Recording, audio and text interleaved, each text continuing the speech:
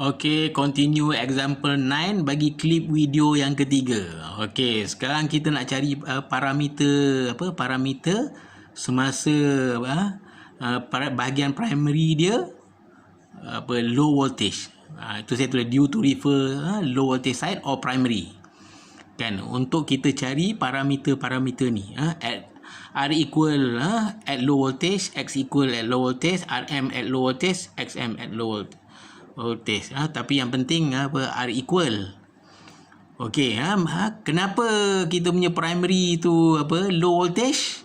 Sebab masa kita buat open circuit kan, secondary dia high voltage. So that's why primary dia jadi low voltage. Bila masa open circuit kan, kita dapat value RM. Masa open circuit kita dapat value RM dan juga XM kan. Masa tu masa open circuit di primary dia low voltage. Ini nilai yang kita dah dapat. Okey, ini R equal high voltage. R equal high voltage itu kita dapat masa kita buat short circuit. Bila kita buat short circuit kita dapat R equal and Z equal. Ini benda-benda yang kita dah dapat tadi. Tetapi oleh sebab bila kita buat open circuit test kita hanya dapat RM and XM kan, masa tu primary dia low voltage. Tetapi walaupun open circuit kita nak tahu juga dia punya R equal. Sebenarnya ada nilai R equal masa kita buat open circuit, walaupun kita punya aim nak dapatkan RM and XM, tapi sebenarnya dia ada value R equal. Cara dia kita nak dapat dengan cara kiraan. Maknanya R equal for low voltage, formula dia sama dengan A square darab R equal high voltage. Kan, R equal high voltage ni masa kita dapat masa kita buat short circuit test. Jadi A square kita dah tahu berapa nilai dia. R equal high voltage masa kita buat short circuit test kita dah tahu. Okey, jadi so masuk nilai kita dapat R equal kan low voltage. R equal semasa open circuit test. R equal low voltage sama dengan RS prime. Ini nilai dia setelah kita buat kiraan.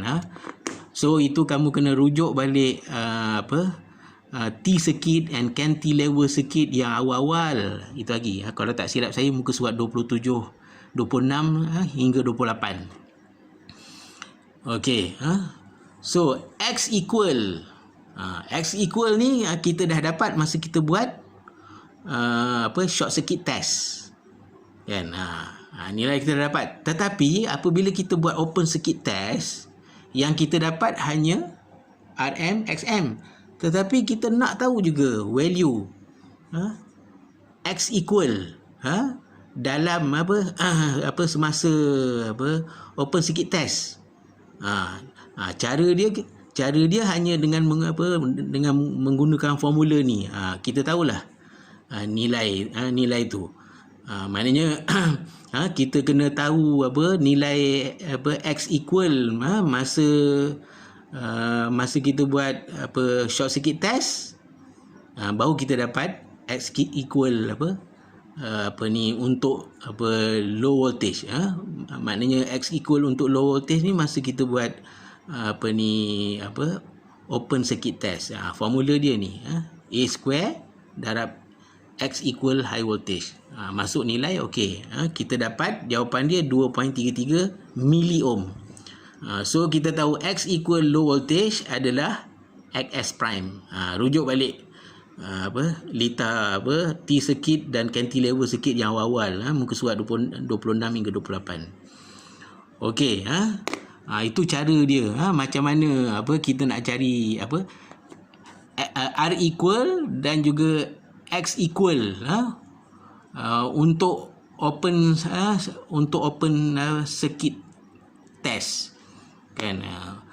Itu cara dia. Masa kita buat open circuit test tu, kita tak cari kita tak carilah nilai dia, kita cari RM and XM, tetapi actually sebenarnya dia wujud. Dia wujud. Itu yang saya suruh awak refer balik Lita muka surat 26 hingga 28 tu. Kita okey, dan dia punya setelah kita kira-kira, inilah parameter dia. Kan, equivalent circuit refer to low voltage side ataupun primary side. Kan, low voltage kenapa? Sebab di bahagian output dia kita openkan. Bila kita openkan, maknanya output dia high, so bahagian input dia low. Okey, ini equivalent circuit dia. Equivalent circuit dia kita hanya sebab equivalent circuit actually is cantilever circuit.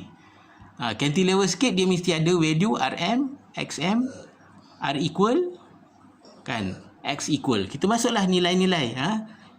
Sebab ini equivalent circuit refer to low voltage side. Okey, semua nilai-nilai RM LV, XM LV, masukkan nilai dia. Dan juga R equal LV, X equal LV. Masukkan nilai-nilai dia.